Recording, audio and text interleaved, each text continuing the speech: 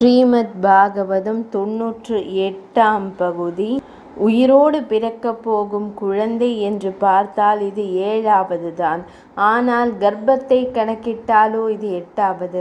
இந்த குழந்தையால் ஆபத்து உண்டாகுமா இல்லையா என்று தெரியவில்லையே என்று நினைத்தவன், எதற்கு இந்த வீண் கவலை, பிறந்ததுமே இந்த குழந்தையையும் கொன்று விட்டால் துயரம் தீர்ந்தது என்று முடிவெடுத்தான்.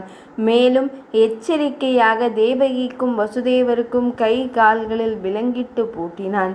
குழந்தை பிறப்பதற்காக காத்திருந்தான். அந்த நாள் விரைவிலேயே வந்தது.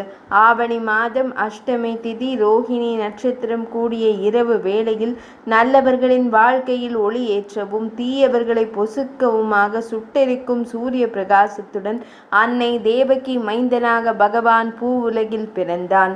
ஆகாயத்தில் மங்கள பேரிகைகள் முழங்க, கிந்தர கந்தர்வர்கள் கானம் பாட, அப்சர கன்னிகைகள் நடனமாட, திவ்ய திருக்கோலத்துடன் பகவான் ஸ்ரீ மகாவிஷ்ணுவே சிறு குழந்தையாக அவதரித்தார். சங்கம் சக்கரம் கொண்டவராக, வனமாலையும் பீதாம்பரமும் அணிந்த சதுர்புஜனாக, எழிலான வடிவத்துடன் பிறந்த குழந்தையை பார்த்து அன்னை தேவகியும் தந்தை வசுதேவரும் சிலிர்த்து போனார்கள். பரவசத்துடன் பகவானை தொழுதார்கள்.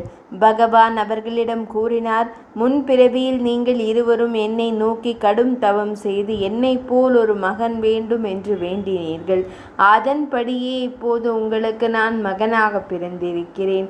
அது முந்தைய பிறவியை உங்களுக்கு நினைவுபடுத்துவதற்காகவே என் தெய்வீக வடிவை உங்களுக்கு நான் காட்டினேன் என்றார். பின் சாதாரண மானிட குழந்தை வடிவமானார்.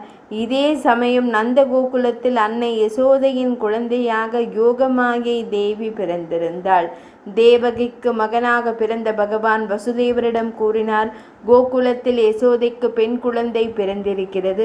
என்னை கொண்டு போய் அவளிடம் விட்டுவிட்டு அந்த குழந்தையை இங்கே கொண்டு வாருங்கள் என்று கூறியதுமே வசுதேவரின் விலங்குகள் தெரித்தன. வசுதேவர் குழந்தையை எடுத்து கொண்டு புறப்பட்டார். சிறை கதவுகள் தானே திறந்தன. காவலர்கள் பகவானின் மாயத்தால் மயங்கி போயினர். வெளியே இடிமின்னலுடன் மழை பெய்து கொண்டிருந்தது. ஆதிசேஷனே தனது படங்களை விரித்து குடைபிடித்து பகவான் மீது மழை நீர் படாதபடி பின்தொடர்ந்து சென்றான்.